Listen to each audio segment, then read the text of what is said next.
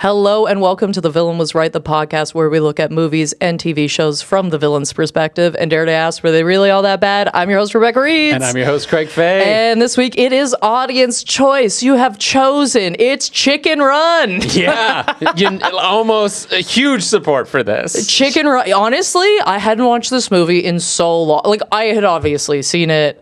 I had probably seen it a few times, but I have not watched it since I was a child.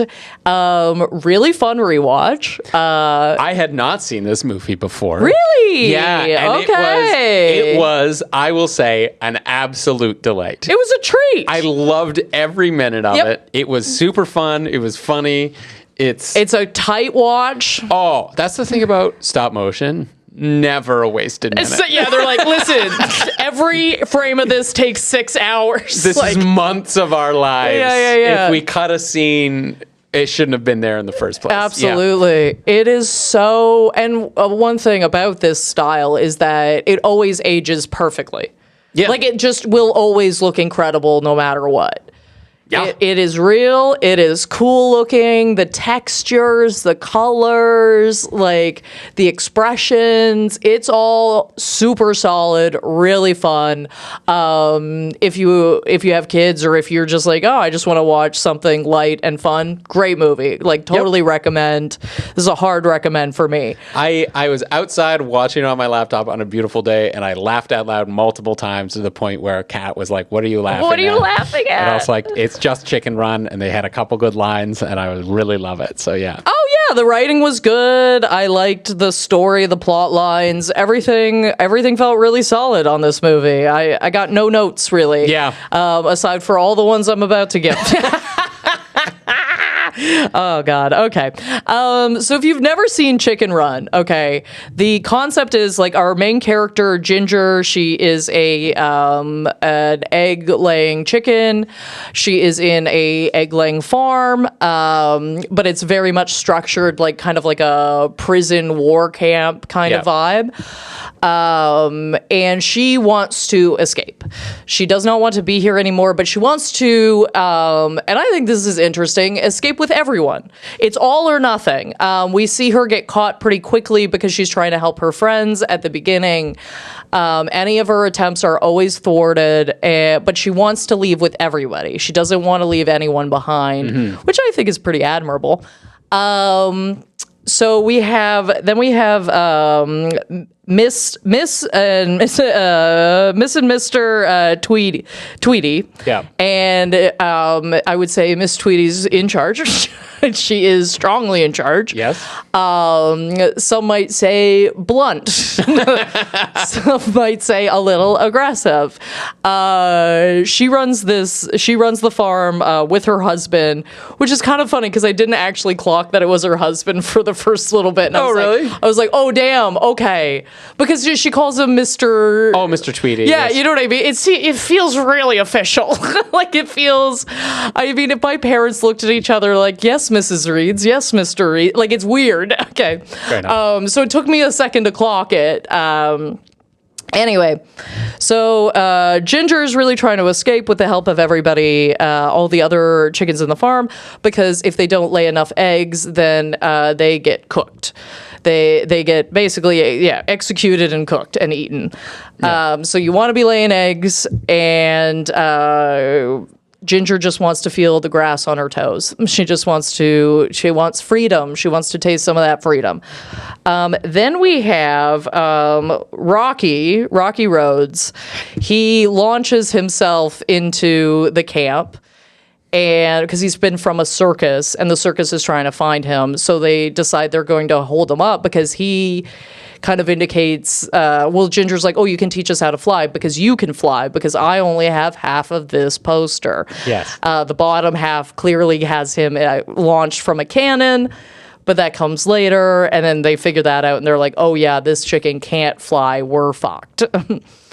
So Miss Tweety, because she's losing so much money on this farm and, she needs to up production, decides that she's going to buy this piece of machinery that's just going to automatically make chicken pies out of these chickens.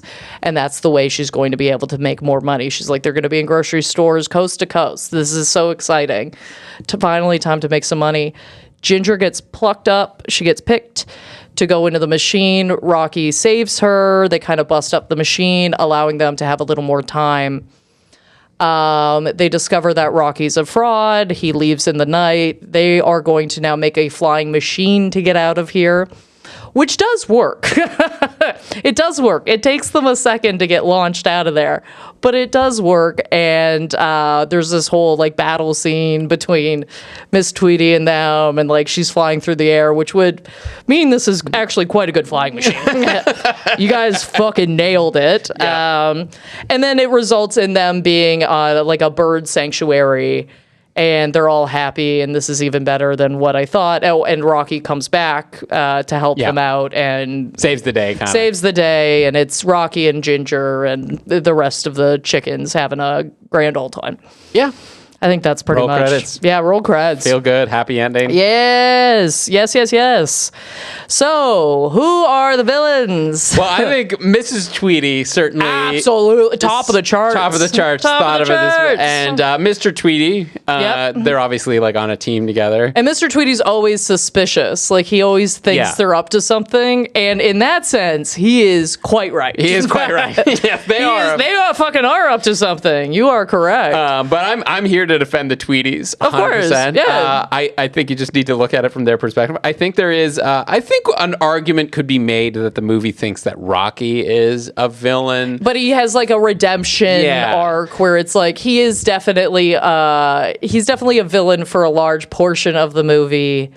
Well, and then becomes redeemed in saving Ginger and then in saving everyone. Yeah, and I mean we might as well, unless you can think of any other villain, but Rocky, having only seen trailers for this movie and not seen it until now, I thought his character was going to be a lot cockier and way more deceptive than he actually was in the thing.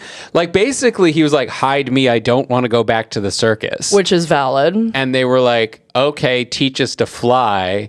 And he's just not honest about the fact that he can't fly. And none of them can. And none of them And he knows that. Yes.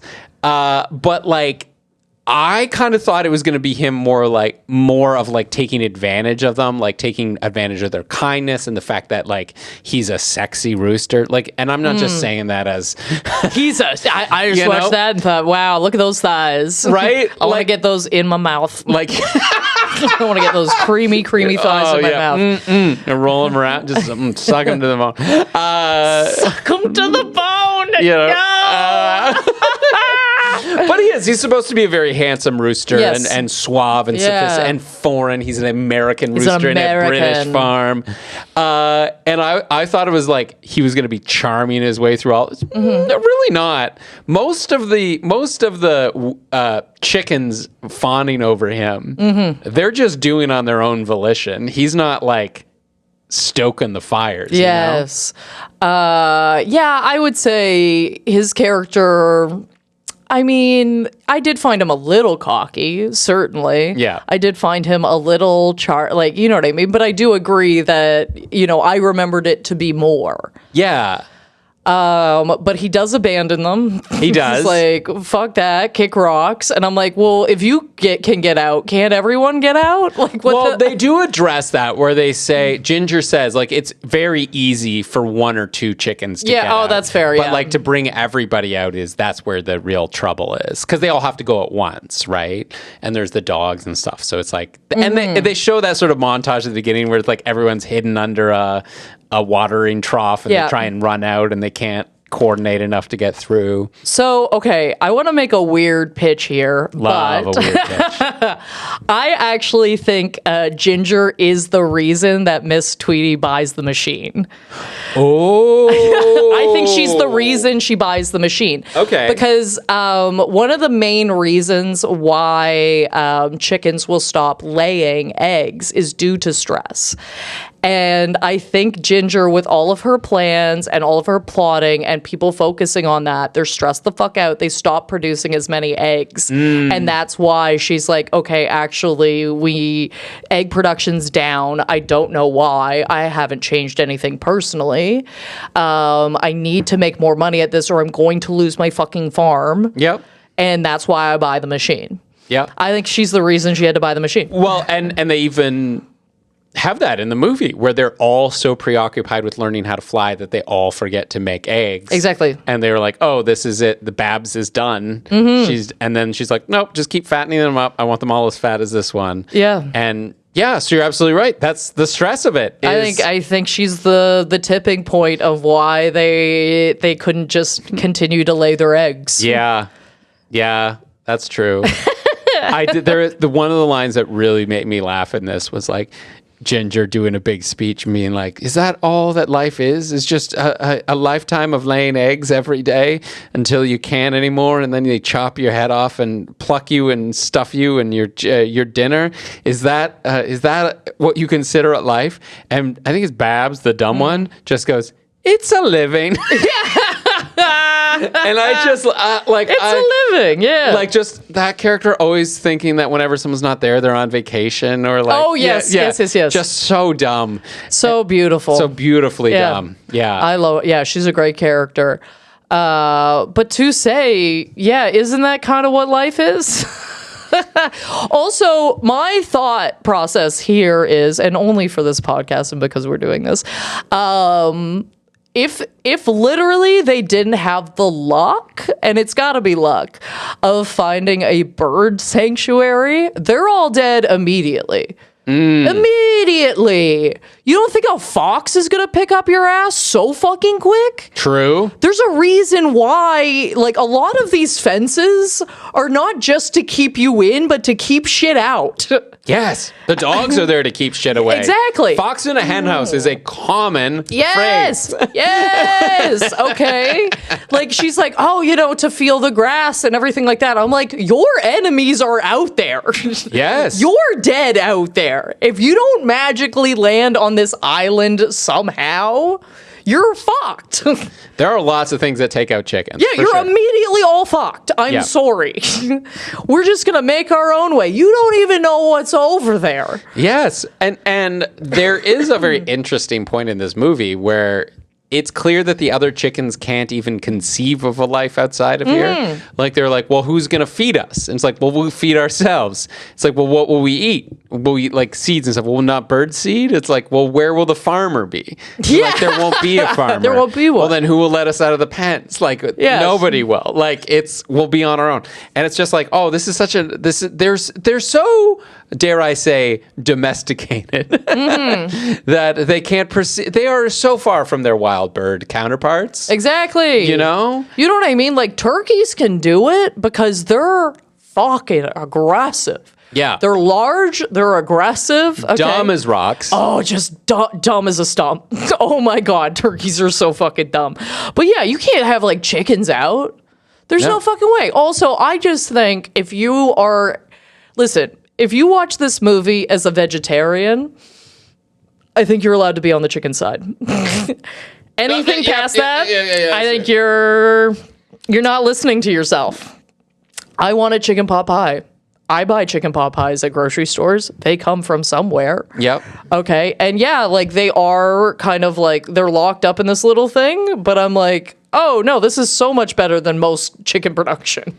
Yeah, they each have their own little houses. Yeah, they can like fucking socialize. They're not in like tiny little cages. Yep. I don't know if they would qualify as free range. I'm not sure what the qualifications are for all those things, but I'm like, not bad.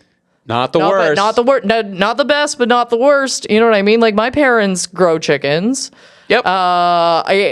are my parents the villains? Maybe. But to say, like, if you eat this stuff, then it's like, it's gotta fucking come from somewhere. Here's the thing. When they can talk and have very charming British accent, like Mac, I would die for Mac. The Scottish one with the glasses, I love her so much. Oh, they're very charming. Yes. Also, this is totally coincidental, but do you know Corridor Digital, the visual effects artists react or animators react? It's a YouTube channel. Oh, They happened after I watched it for this movie. They happened to have an episode with the creators of Wallace and Gromit and Chicken Run.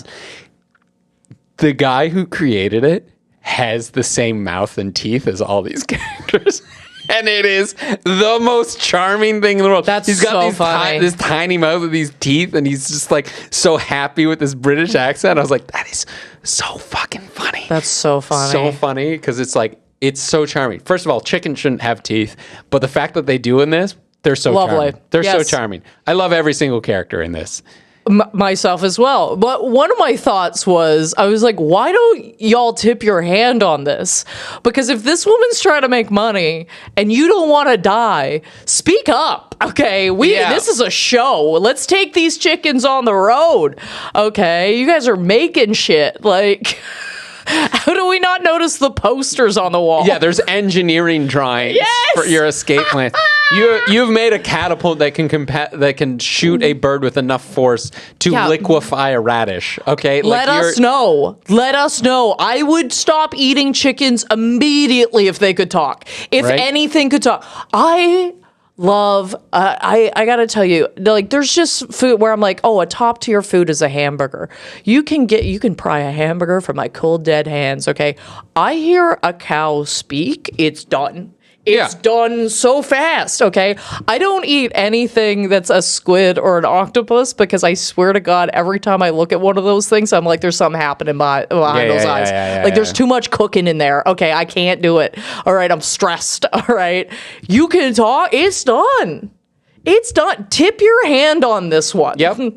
Let them know that we are very intelligent, socially organized. Yes. Oh my God. That movie's done. Like, that's a different movie. Yeah. That's a fun movie. And I think, in my defense of Mrs. Thatcher and Mr. Thatcher, Mrs. Thatcher, sorry, not Thatcher. Why am I saying Thatcher?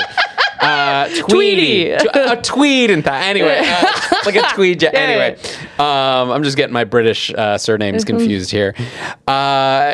Is that I think if you look at this movie as they are just chickens. Yep. Everything she's doing is justified. Like, first of all, Mr. Tweety is insane. What do you mean? If these are just chickens. Oh, yeah, and he's like, they're plotting. They're plotting. I think they're organizing. That Ginger, she's up to something. Rebecca, imagine you are a long-suffering wife to a man who has inherited an egg farm from very many previous generations, and he's sitting around after dinner looking out at that chicken coop being like, oh, that Ginger, she's the one plotting. I tell you, they're organizing. The chickens are organizing.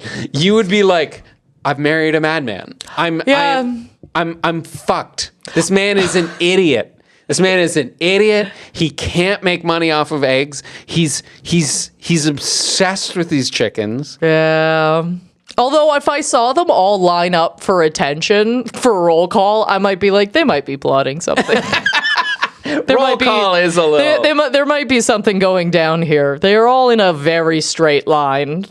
This is actually quite impressive. Yeah. So she's suffering in that point. So like any sort of shortness on her part, I'm just like, you have lived with this man. You've lived with an idiot for a long time, and I'm willing to give people a pretty wide berth if they live with idiots. Yeah, I also think I think she likes that dynamic, I'm going to be honest with you. I think it does a little something for her. Oh, yeah? I think they've got a great sex life. I think they've got a great sex life. I think she dominates, and he's like, yeah. Yeah. Yeah, I love that. Thank you. Thank you. She seems like she'd be fucking great at it. Yeah, a little wrong trousers, if you know what I mean. A little what? That's the name of a Wallace and Gromit movie. Oh, okay. I was just, that's a weird reference to me. Yeah. Well, it's like, yeah, you're a little claymation little man. You could. And I'm here for it. Also because, like, she gets this machine. She's very excited. She's pie like, making machine. It's time to get into the 21st century. Okay, we gotta update what we're doing. And I could not agree more. Also, in the sense of like, I don't know if you've ever made a chicken pot pie, but holy fuck, does it take so long? Does it? Oh my God, it takes so long. First of all, okay, you got to make the crust. Yeah. Okay, so you got to get that crust going, and you got to get it going early because you want it like kind of cold. You can even like sometimes you want to like blind bake it because you know you don't want your bottom to be soggy. So that's a full step. Oh, it's like pre-baked. So it's a little bit, right? You want to start not it to done. Yes, I understand. You want to start it so that it doesn't absorb so much liquid while you're cooking it. So then you have to have cooked chicken. So you have to make sure you make, because you're not going to cook it in. Yep, that makes sense. You don't vegetables probably as well. Oh yeah. So okay, you got to chop up all your vegetables. You got to get some sort of broth going. Okay, so whether you made that from the carcass of the chicken you already made, or you know even buying like pre-made stuff, it's still a thing. You have to have all your vegetables like chopped, sautéed. Then you put everything together. Now we got to be tasting the entire time because once it's in the pie, it's like it's not like you could taste it at the end. It's already fucking in there, so you got to be tasting that constantly. Gotta make the spice balance is right. Yeah, you got to get those herbs in there. The salts. Figure out where it's going to be after another couple hours in the oven or whatever. Yep. Is this pie crust going to complement it? Right? Like, I'm going to make my pie crust with a little bit of. Hey, here's a tip for you, and I'm sure I've already given it on this podcast. But generally speaking, if you're making a pie crust, you want to add like a little bit of some sort of acid into it because it does it keeps it a little flakier. So I'll put a little bit of vinegar in mine, so it's got a little bit of a snap to it to complement the the filling. The little sour. Yeah, like just a little bit. You want like a little salty, soury kind of vibe to it, and then you put all those things fucking together, and then you bake it for an hour. Yeah. Machine. I need a machine. Automate it. Yeah. And they're like, and I know there's supposed to be this thing about like, oh, she's like saying they're her homemade pies and this machine is making them. Quite frankly, I don't give a fuck. You grew that whole chicken. Yeah. This is honestly as close to homemade as you can get, as far as I'm concerned. Yeah, it's made at their home. And yes, girl, like find that machine. Oh my God. Reinvesting money from the business back into the business to grow it. She's just trying to be a good businesswoman. Yeah. A little off topic, but I've recently come to this decision where I think that we should judge every culture by their pocket meal. Okay, their pocket meal. Their pocket meal. Whatever dish has gone into some sort of wrap or pocket. So like ravioli, wonton, dumpling. Oh, okay. And I'm gonna maybe I was picturing what meal that you can put in a pocket? In your pocket. I was like, oh, like a pocket burger. That is absolutely not what I meant. I meant some sort of self-contained. No. Yes, you know I understand. I mean? I understand. I think that'll give you a great. Well, one, just spoiler alert. My goal is to make you appreciate every culture, but like. Because they're all good. Yeah, they are all good. Have you ever had something wrapped in itself that you haven't enjoyed? No, I love food. But I love food. And so here's my contention. Would you consider a chicken pot pie sort of a, let's call it an envelope food, right? Yeah. It's enveloped in itself. Well, you can get like chicken hand pies. So I would say that would be more in the vape, but it would be the same stuff. Yeah. You know what I mean? It's just in a different form. It's like talking about like pizzas and calzones. It's like, it's pretty much the same. Like we're just doing a little different form for it. Okay, but you would put that up against like a dumpling or something. Sure, yeah, I guess you could. This is the British. In your pocket barometer of thing. Absolutely, yeah. No, I think what would a Canadian one be? Ooh, I don't know if we have one. I was gonna say, we're I'm like, very I don't know. well, we're very British, right? Like, yeah, and I always just think we're just international, so it's just like I ate empanadas all weekend. Like, empanada's a great oh, one. buddy! I fucking love a Mexican little and chimichurri. Spanish have a lot of. Burrito might even fall into this category. It's a little big, but I don't know. There's also a wrap category. I think. Anyway, you can tell that we didn't eat before we came. Fucking here today. hell, man! Yeah. I ate a fucking tub of watermelon, and it doesn't have the umami that we're craving. But the other thing I love about Mrs. Tweedy, is we've said on this podcast multiple times that every good relationship, friendship, romance, whatever, is based on the dichotomy of spreadsheet and wild card. And you can't tell me that Mrs. Tweedy is not the ultimate spreadsheet bitch. Yeah, like she spreadsheet bitch. She's doing egg prices. She's got line graphs. Yeah, that's true. She's charting. She is the Craig of that relationship. Right? Oh, no, I'm Mr. Tweedy. Oh, no. I'm not saying you're Mr. Tweedy. It's fine. But I know where I am. Yeah. I think you're a wild card in a different way than Mr. Tweedy is a wild card. Yes. Right? I think Mr. Tweedy is for sure a wild card guy. He's the chickens are organizing against me wild card kind of guy. Well, he has the dogs well trained. He's not great at he tries to build the machine. It's chaos.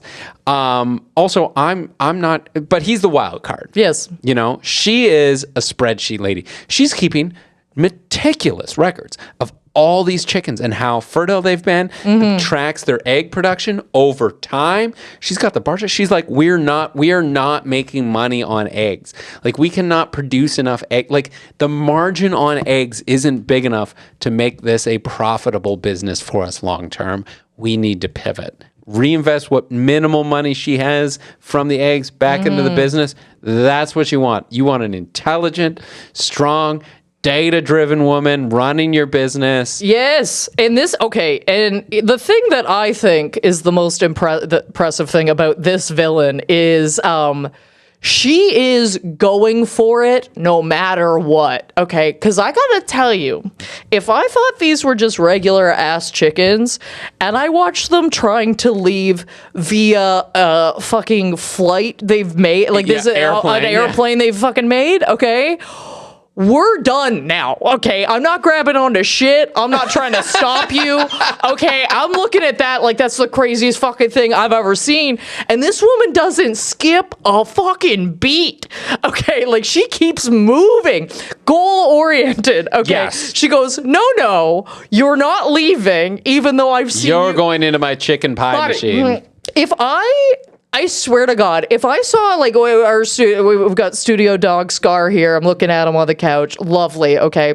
If he came out of a room in rollerblades, I'm leaving, okay? I am done. I've seen something now, and there's more going on with this dog than I ever thought. We're in some sort of Dunstan checks in situation. Yeah, I gotta fucking go, dude. Like, yeah. I'm not hanging around, okay? No. I see my entire farm of chickens fly away in an airplane that they built by themselves. I go, like, maybe that was a bad batch. Maybe we'll start again from eggs. I would see that and just go checkmate. Like, I just go checkmate. You did it. Okay. Yeah. Like, sometimes you've just been defeated too hard. You got to look at that and go, nope, but she will not stop. Okay. Yeah. She has a goal in mind. Okay. And she will stop them at any cost. She's in flight with them. And she's already sunk money into advertising. She got a logo done. She got a logo. She zhuzhed herself up a little bit for this, you know. But it's on billboards, which means that those pies are expected in stores. Absolutely. She has a quota to fill. Okay, yeah. She signed contracts. This needs to be done. Yeah. I can't. When she's flying through the air, I was like, oh man, couldn't be. This would be a line for me. Oh, absolutely, dude. I fucking see cows in a rocket ship. You won. Okay, go to your overlords. I don't know what's happening here anymore. I have to go sit down. I'm going to go talk to a doctor. Yeah. I'll tell you that. I'm going to be like, listen, I understand what I'm about to say is insane, but like also they're all gone. they did build that. I found these schematics. Like, I would just start opening these things up and going, okay, what the fuck happened here? Oh my God. I'd be calling the news. Yeah. Okay, I got different priorities now. Okay, it's like seeing like an alien or something. I'm like, okay, everything's shifted now. Everything's new. Okay, I don't know anything about anything anymore. There's certain things I could see in my life that would fundamentally change every part of me. Yeah, where you're like, I think I follow evidence. I think I'm reasonably skeptic. But yeah, you see a chicken build an airplane. You're like, anything is possible. Anything that I have as a preconceived notion is just washed away.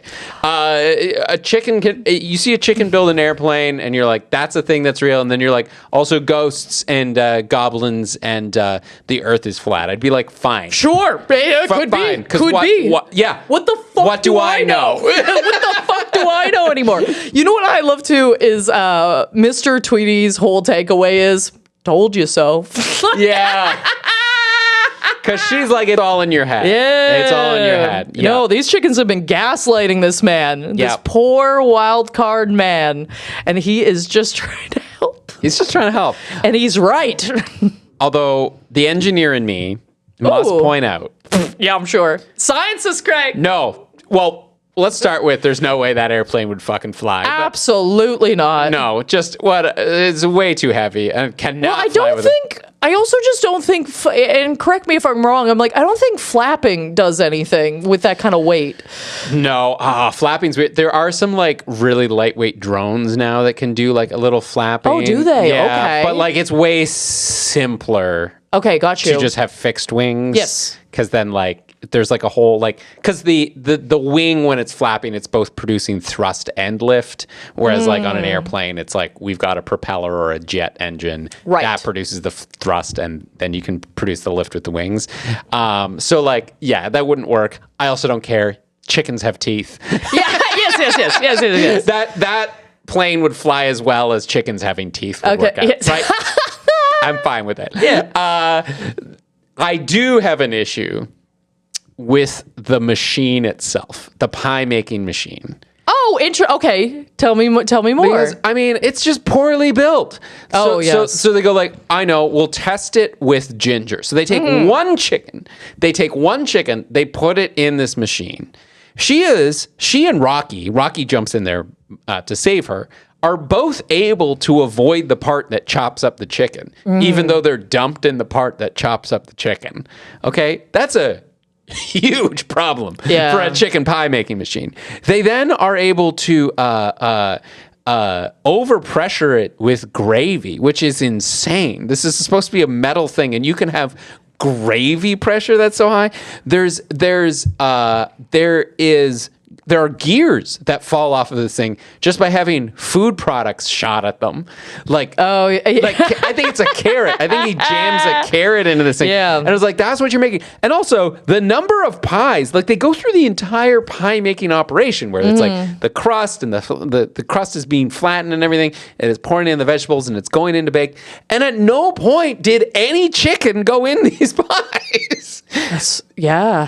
That is so true. Like they're although that does feel on par for a grocery store chicken pot pie. Just like you there's ever one eat something chicken? And you're like you've got one bite of chicken in it. And you're like, what the fuck is this bullshit? How did this even happen? And it's like, yeah, they're all like that. It's like the essence of chicken. Yeah, we have a suggestion of chicken in here. Two little strands that we pulled off of a white thing, and we soaked it in its brine for 30 days. It's got chicken flavor. Yeah. A chicken kissed it. Just a glance. By the way, I don't know what this says about me. Do not want chickens to kiss. Do not want what? Chickens to kiss. It happens at the end, and I'm like, I hate that. I don't like that at all. They got beaks. They don't have lips. It's not. You know what I mean? Like if they had like nuzzled their beaks together, or a peck. You hate me. Yes, I do, but yes, but also love it at the same time. It's like, that's absolutely. What other animals do you not want to see kissing? Are there other animals, or is it just birds? I think it's mostly things with beaks. Okay. Yeah, so I think largely birds, because it's like how. Because the beaks aren't. Yeah. The beaks aren't soft. No. I just like when you have these offside stances on animation and things like that. Yeah. Like this feels very similar to your cat asshole. Cat assholes. And there's certain, like, BoJack Horseman did this where there's certain, I really upset me when the dolphin had tits. Oh, no, okay, that freaks me out no matter what. There used to be, and I think it was for Orangina drinks or something, sure. where they were, or maybe Fanta or something like that. It was some sort of like beverage where like the European commercials for them were all these like hyper sexualized animals. And I'm like, this makes me deeply uncomfortable. Like, I don't know what it is. I'm like, no. I am here for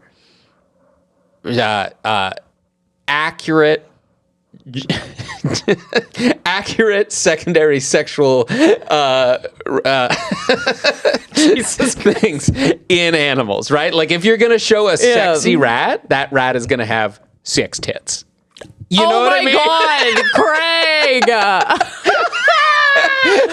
Oh no! Let's just admit dogs have 6 nipples. Like, honestly, I gotta tell you, I think that's worse for me. I think that's actually much, much worse, and not something I want to participate in.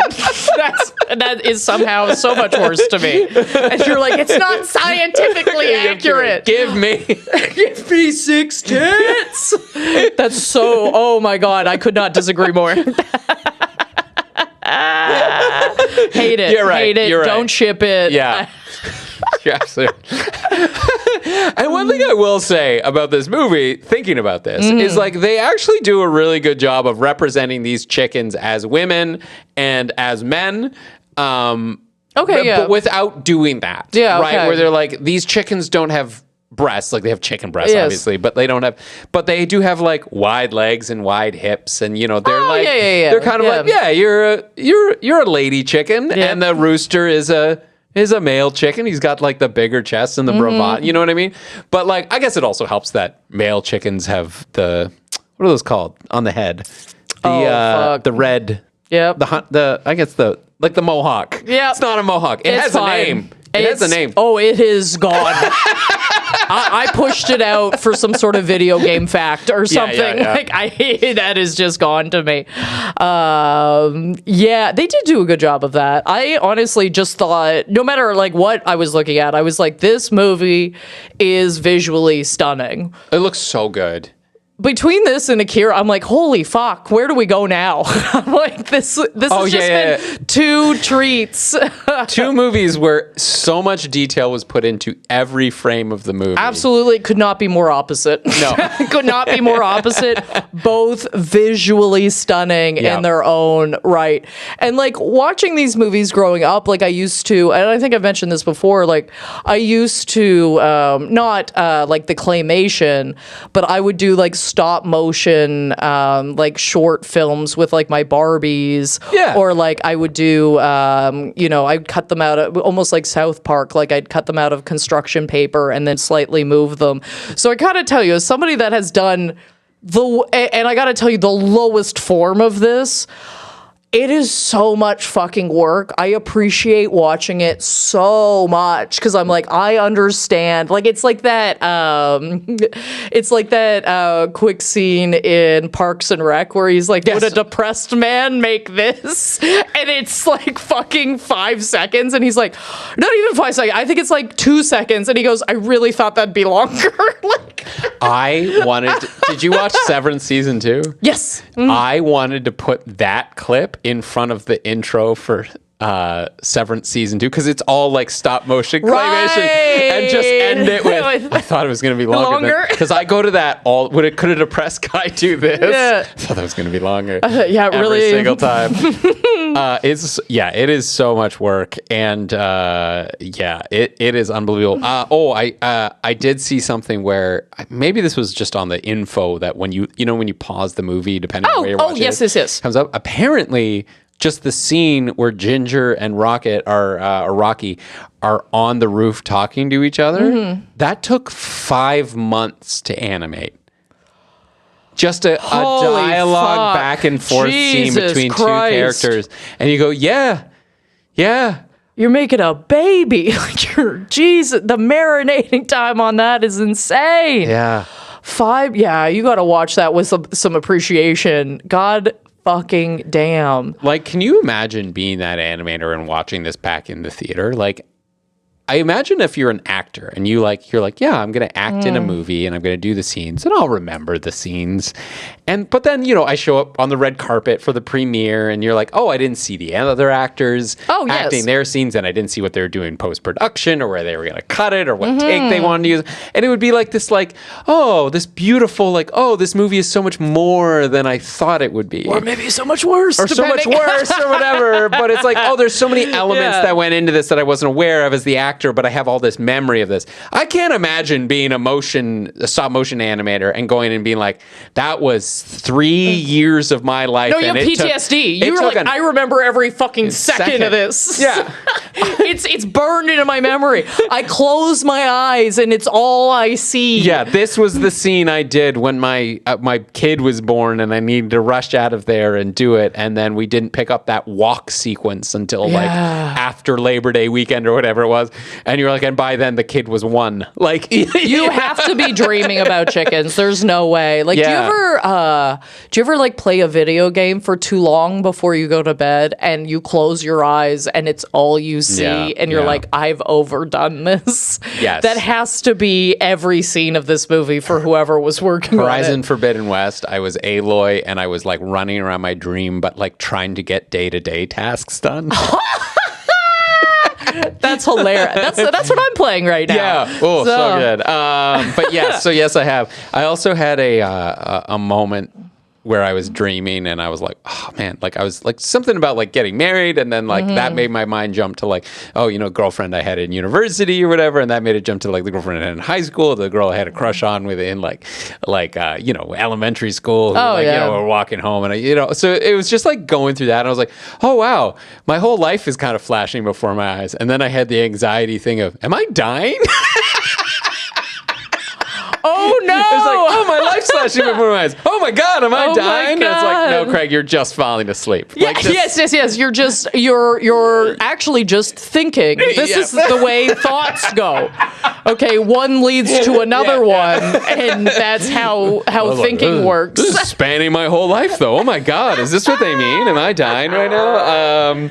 Anyway, so yes, I'm aware of these types of dreams. Yeah, so to say, the animators were probably just fucking swimming in it. Yeah. I did also very much like the two mice who are we have to talk about that. Yes. Because they're, I guess, a minor villain in that, like, they're demanding eggs to get supplies. But honestly, I think they're just good businessmen. I think they're helping them out. Yep. They're letting them know. And also, why wouldn't you give them an egg? Yeah. If they're like making this whole thing roll, okay. If they're, getting supplies for you, they're helping you out. Clearly you don't care about egg production because that is almost stopped. Because you're so absorbed by this. So it's like, the ones you do pump, you might as well. Yeah. Or, crank out a couple extra ones. I don't know how it works, but like... I don't know. I don't actually... if you put in a couple more hours thinking about it, maybe you could pop one more out. I don't know. But, like, for the cause, we're going to do, like, not all the eggs, because we still need to give this out, but, like, these guys are helping us. I'd rather give an egg for, like, getting all the materials you need to make an airplane. And I think where Miss Tweedy's downfall really is not putting in more enjoyment into their lives, because it's like, if you have a bunch of office workers, it's actually good to have a window. Okay, it's actually probably good to have a little green and some grass and maybe some plants in here and what have you, some nice things to look at. Like, the more you make your workplace a nicer place to be, production's only going to go up. It's only going to make things better than making people and things and animals, what have you, feel defeated. A little chicken enrichment. Yes. Yes. Some mirrors to peck at, and Absolutely. Yeah, just some fun stuff where it's like, oh yeah, like and no, mind you, I don't know where they're getting all this yarn from or what have you, but just some stuff to make them a little happier, then sure, yeah, that would actually make egg production go up instead of all with like off with their heads. I don't actually know what would make chickens happy. Isn't that weird? I think some of it is grass. Yeah. Oh yeah. I think some of it is like picking like bugs out of grass. Like and this is so but I've talked to a few people about this where I'm like, "Oh, I love eggs." And they're like, "Yeah, everybody loves eggs." And then I start talking about them and they're like, "Oh no, you do love eggs." Like you have like a passion. I have a passion for eggs. Okay? I fucking love eggs. And you can really tell the quality, like it's easy to tell the quality of an egg, right? Like how thick the shell is, how orange the yolk is. And I find the biggest differences between like buying eggs at the store versus like getting them from a farm or getting them from like my parents or my aunt or whoever, is a random guy because on the street if you know, listen, if you know people that have laying chickens, like they can't get rid of them fast enough. Oh, because really? there's just so many of them happening all the time, depending on how many chickens you have. You're like, we actually can't keep up with this. So I would be getting like, like duck eggs and chicken eggs and what have you. But like the yolk is so much better. Like they taste so much better if these chickens are outside. Like eating bugs and getting different types of things in them rather than just solely relying on feed. Yes. It's not walking around, all this kind of stuff. Like that's kind of what you want. You want them to be able to pick up some stuff off the fucking ground because they're going to taste better. Yeah. And I'm like, yeah, if you just, pump a little bit. I don't know why we're getting so deep. It's because I love eggs. I fucking love eggs. Anyway, I just think I'm going to hang this is my statement for why the villain is right in this movie, is that if you eat eggs or you eat chickens, you can't disagree with her. Yeah. You just can't. I'm sorry. She is the one that faces the real consequences of providing eggs and poultry. Yes. Right? It's not a booming business. It's not pretty, right? It involves the sacrifice of animals and whatnot, and it's like, yeah, but that's what is involved with it, right? So, yeah. She's keeping those egg prices down. Oh, yeah. Keeping them down. Oh, yeah. Yeah. Holding it down for us. Okay, I think it's time to rank that villain. Absolutely. I have I've got the meat pies scale. Love it. So from shepherd's pie to a classic chicken pot pie, I am going to give her a mincemeat pie. Not for all, not for everyone. That is for a particular palate, and that's okay. What do you got, Greg? I'm so hungry. I'm so hungry. Just like just give me a good anyway, I've got the Great Flyers scale. Oh, great! So the scale of Great Flyers. So from the Wright brothers to Chuck Yeager, I'm going to give Mrs. Tweedy and Amelia Earhart prepared, intelligent, tenacious, and ambitious, but unfortunately doomed to failure. Oh, Jesus Christ! Yeah. Okay. Good one. Good one. I like that. I'm glad you went second. Yeah. Hey guys, we're going to get to our heroes and villains of the week in a second. But first, a couple ways that you can support the podcast. If you have a couple bucks, we are on Patreon, patreon.com /The Villain Was Right. Just Google it. Get this man a snack. God damn it. Just Googles it. / The Villain Was Right. And it's a monthly subscription service where you get access to great benefits for supporting us. So it's $7 a month. You get 2 bonus episodes. Rebecca picks one. I pick one.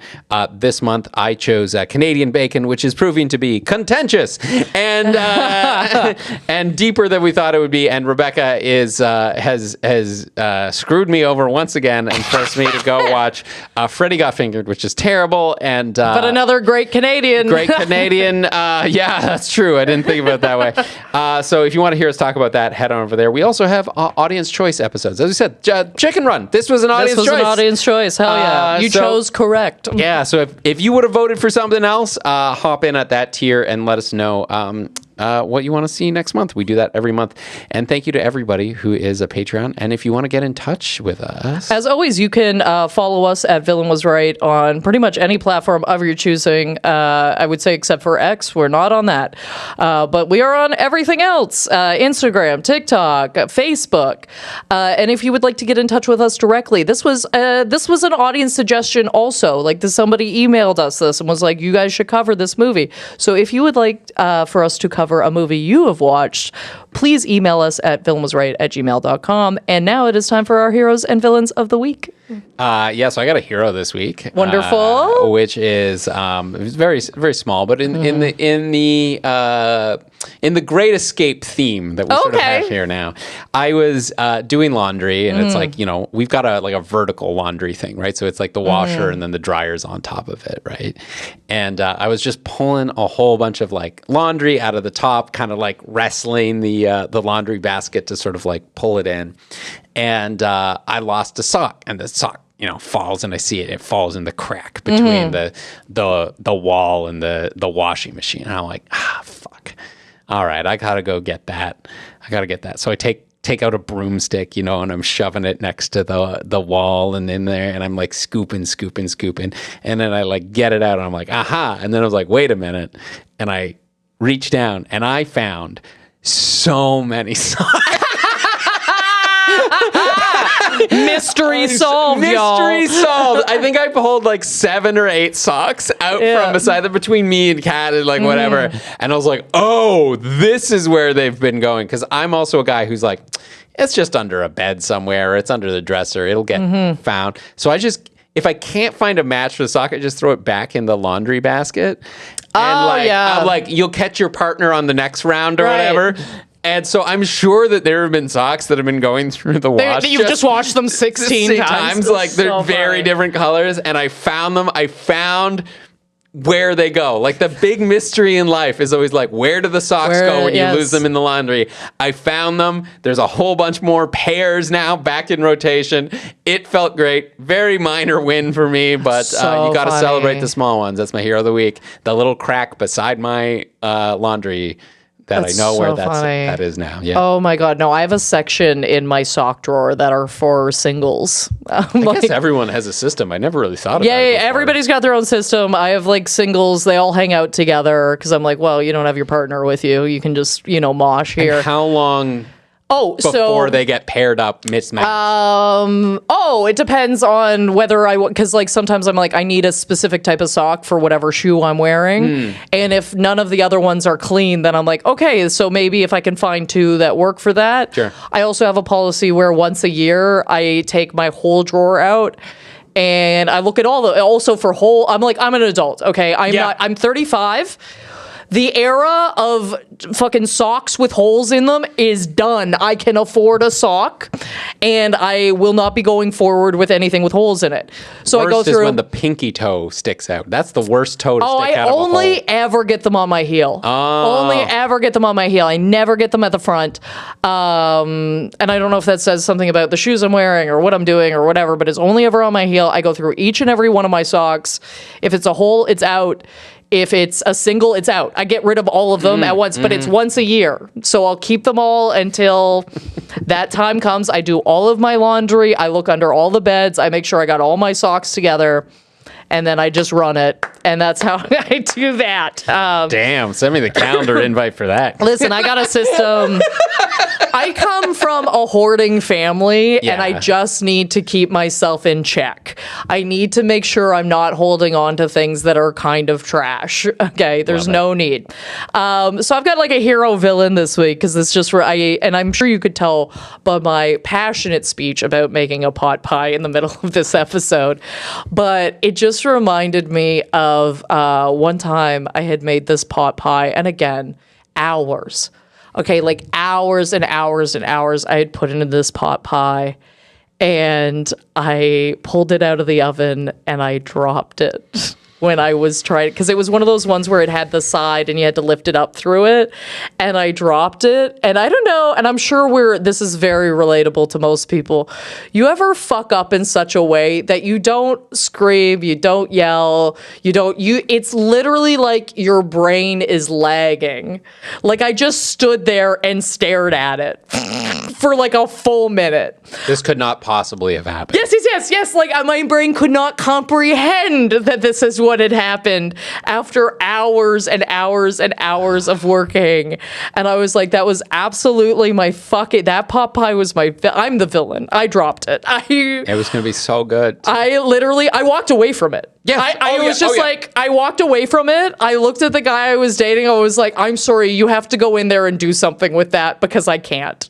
And he got it together and just like made it, like it was edible. It was fine. Oh, I was going to be like, I don't think you can save that. No, we could save it. Oh, because I didn't drop it on the ground. I dropped it on the stove. Oh, okay. So I dropped it on the stove. It was like, I was like, you could serve it in a fancier restaurant and be like, this is our deconstructed pot pie or whatever. But I was just like but what I will say as far as a hero goes, just because we've talked about, this is kind of morbid that I'm talking so much about cooking chickens when we just watched a bunch of delightful chickens that I absolutely would never cook. But if you were ever cooking a chicken, the best advice I have ever received is to cook it upside down. Because all the fat from the bottom drips over because it's always, the breasts are always done first, right? Or they're like, or not done first, like they take a while to cook, but they dry out because the rest of the bottom has to cook. So if you cook it upside down, so breasts up? No, breasts down. Cook it upside down. Oh, okay. So you put the breasts on the bottom, and then all the fat from the top cooks and like drips over it, and then for the last 30 minutes, flip it. Ah. And it's every single time it's the best chicken I've ever had. Okay. It stays so moist, so juicy. Flip it upside down and then flip it up for the last and now of course that depends on the size of fucking bird you're cooking. Sometimes they're too big to flip. But if you can, cook it upside down. Great. Yeah, there you go. That's a very healthy, little tip for you. Helpful tip. Anyway, as always, you can follow me at Rebecca Reads on any platform of your choosing. Yeah, you can follow me at Craig Fay Comedy on Instagram, TikTok, Facebook, craigfay.com for show dates. And I will be in Calgary at the beginning of June. So if you're listening to this when this episode comes out, check out craigfay.com for show dates and shows there. And that does it for us this week on The Villain Was Right. Tune in next week. We are covering Akira, the 1988 so good cartoon. A classic. You're going to love it. Great episode. And until then, this is The Villain Was Right, reminding you that chickens shouldn't kiss. They don't have lips. They do.